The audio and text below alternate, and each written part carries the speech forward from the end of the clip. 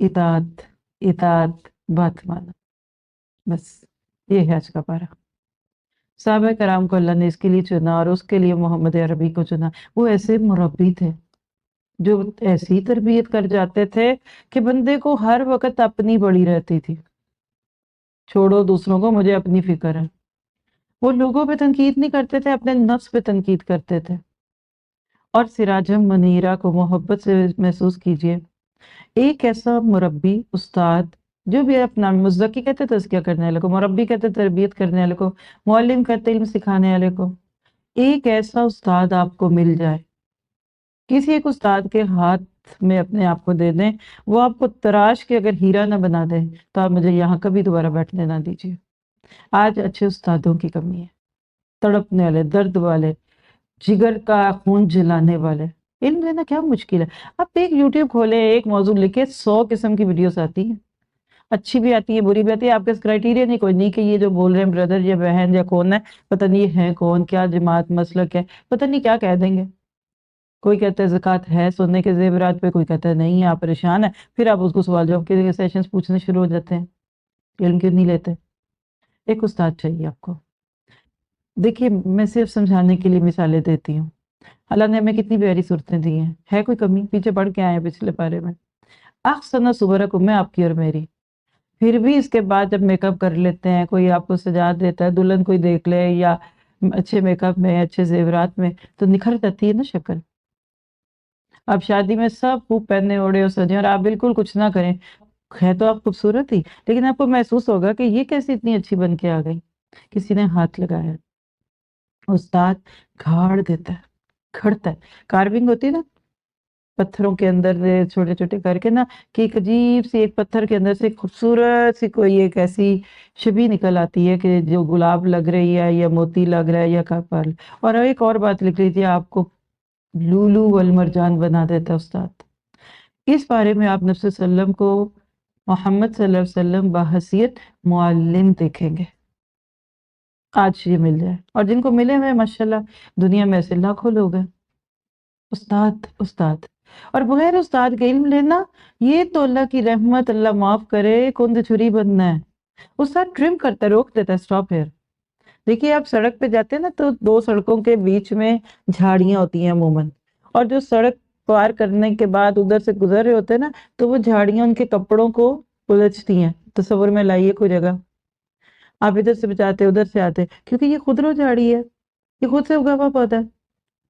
एक पौधा ऐसा है जो किसी बाग में लगा हुआ है, माल्टे का, कीनू का, लेमन का, मैंगो का, उसको दूर से देखे तो आंखों को ठंडक पड़ती है, वो फल देता है। दरख्त के इर्द गिर्द की झाड़ झंकार ने कभी फल नहीं दिया, बल्कि कांटे दिए। फर्क क्या है? ये जो बीच में ना, ये खुद रो, इसको पता ही कोई नहीं मेरी हद क्या है, जो सुना उसको वो ठीक लगता है, वो उसके अंदर ही उसकी सोच चली जाती है। इसकी सुन, उसकी सुन, इधर सुन कुछ, इधर सुन कुछ, उधर सुन, कभी उसकी बात, कभी उसकी बात, कभी उसकी बात। इल्म तो बहुत आ जाता है इसके बाद, इसमें तो कोई शक नहीं है, लेकिन तज़किया नहीं होता, तरबियत नहीं होती। इसके बाद बाग में जो दरख्तों की कतारें और कटी हुई सजी हुई, वो ना सिर्फ ये कि खूबसूरत लगती हैं बल्कि फल भी देती हैं। ये क्या है? माली ने इनको काटा है, कतवा बुरीद की है, इधर से काटो, इनको शेप दिया है। बस वो पहला वाला बगैर उस्ताद के या बगैर मदरसे के, और दूसरा जो है वो किसी उस्ताद के साथ है। आप कहेंगे हमने तो बड़े उस्तादों से पढ़ा है, तो फिर आपकी चमक तो होनी चाहिए, होगी इंशाल्लाह, हो रही होगी, कोई शक नहीं है। और साहबा किराम ने नबी सल्लम को मुअल्लिम माना था। आज इस बारे में हम देखेंगे कि जन्नत भी आपके पाँव के करीब है और जहन्नुम भी। चलते चलते जन्नत में जाने वाला जहन्नुम में जा सकता है, बहुत बड़ा रिस्क है, वो क्रिस क्रॉस समझ लें।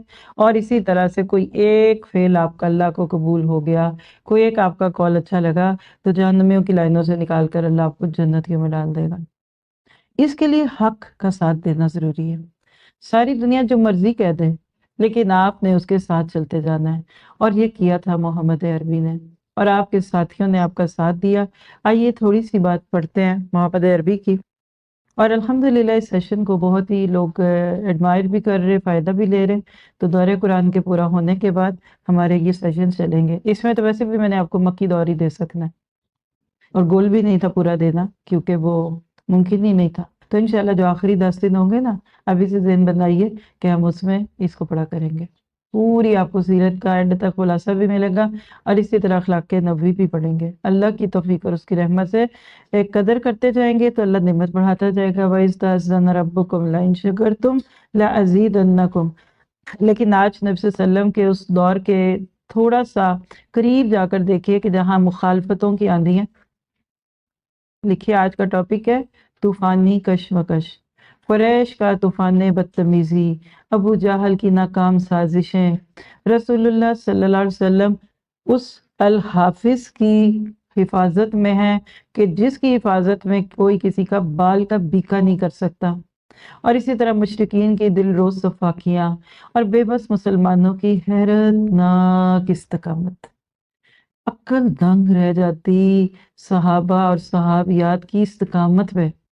جسم کو کاٹا جا رہا ہے، کچھ نہیں کر رہے، کوئلوں میں لٹائے جا رہے ہیں، ایسے لگتے ہیں مٹی کے مادو تھے، پتھر کے بت لگتے تھے صحابہ۔ بلال کو درد نہیں ہوتا ہوگا بھلا، کوئی ان کو نہیں چباتے ہوں گے، لیکن جیسے ڈاکٹر اینستھیزیا دے کر آپ کے جسم کا آرگن بھی کاٹ دیتا ہے، آپ کو پتہ ہی نہیں چلتا۔ بے ہوش کیے بغیر دل کا آپریشن تو چھوڑیے، انگلی کا آپریشن نہیں ہو سکتا۔ اینستھیزیا تھا صحابہ کو اللہ کی محبت کا۔